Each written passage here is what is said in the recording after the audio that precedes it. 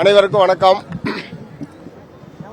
சென்னை மாநகராட்சியிலே பல்லாண்டு காலமாக பணியாற்றி வரக்கூடிய துப்புரவு தொழிலாளர்கள் கடந்த 10 நாட்களாக இரவு பகலாக தங்களுடைய நியாயமான கோரிக்கையை வற்புறுத்தி ஒரு நீடித்த போராட்டத்தை நடத்தி கொண்டிருக்கிறார்கள்.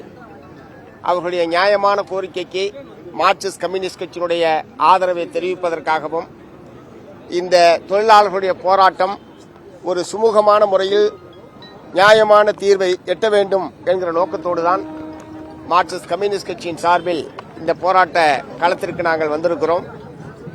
ஏற்கனவே அரசின் சார்பில் சில கட்ட பேச்சுவார்த்தைகள் நடைபெற்றிருப்பதாக போராட்ட குழு தலைவர்கள் தெரிவித்திருக்கிறார்கள். அமைச்சர் அவர்களும் என்னை தொடர்பு கொண்டு பல கட்ட பேச்சுவார்த்தை நடத்தப்பட்டிருக்கிறது என்பதை இன்று காலையிலே தொடர்பு கொண்டு தெரிவித்தார். எந்த ஒரு பிரச்சனைக்கும் ஒரு சமரச தீர்வு என்பது எட்டப்பட்டுத்தான் தீர வேண்டும். அந்த வகையில் தொழிலாளர்களுடைய நியாயமான கோரிக்கையை நிறைவேற்றுவதற்கு தமிழ்நாடு அரசாங்கம் முன்வர வேண்டும். பேச்சுவார்த்தை மூலமாக இந்த பிரச்சனை தீர்வு காணப்பட வேண்டும். அதற்கான முயற்சிகளை மார்க்சிஸ்ட் கம்யூனிஸ்ட் கட்சியின் சார்பில் நாங்கள் மேற்கொள்வோம் என்பதை தெரிவித்துக் கொள்கிறேன். ஒப்பந்த தொழிலாளர்களுக்கு எதிராக கம்யூனிஸ்ட் எப்பவுமே ஒப்பந்த தொழிலாளர்கள் நிரந்தரமாக்கணுன்றது அவங்க மெயின் டிமாண்டா இருக்கு. ஆனா ஏற்கனவே ஒரு 10-11 மண்டலங்கள் தனியார் மயத்தில் இருக்கு. அதுல இருந்தும் மாற்றம் வேணும் அப்படின்றதும் உங்களோட கோரிக்கையா இருக்கு. இது சாத்தியம் இல்ல அப்படின்றது தானே இப்ப பிரச்சனை. இல்ல, மத்திய மாநில அரசுகள் இரண்டுமே தாராளமய கொள்கையை, தாராளமய பொருளாதார கொள்கையை கடைபிடித்துக் கொண்டிருக்கிறார்கள்.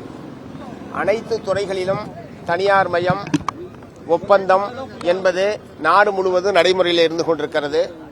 தமிழகத்திலேயும் பல்வேறு துறைகளில் இத்தகைய ஒப்பந்தம், தனியார் மயம், தொகுப்பூதியம், மதிப்பூதியம் என்கிற அணுகுமுறை என்பது கடைபிடிக்கப்பட்டுக் கொண்டிருக்கிறது.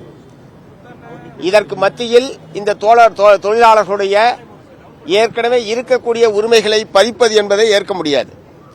அந்த வகையில் இதில் எந்த அளவுக்கு நியாயமான முறையில் தீர்வு காண முடியுமோ அதற்கான முயற்சிகளை மார்க்சிஸ்ட் கம்யூனிஸ்ட் கட்சி இங்கே இருக்கக்கூடிய போராட்டத்துக்கு தலைமை தாங்கக்கூடிய தொழிற்சங்க தலைவர்களோடு சேர்ந்து அந்த முயற்சியை மேற்கொள்வோம். தமிழ்நாடு அரசுடைய செயல்பாடு நீங்க எப்படி பாக்குறீங்க? இந்த 10வது நாளா நடைபெறும் போராட்டம், அவங்களுக்கு உரிய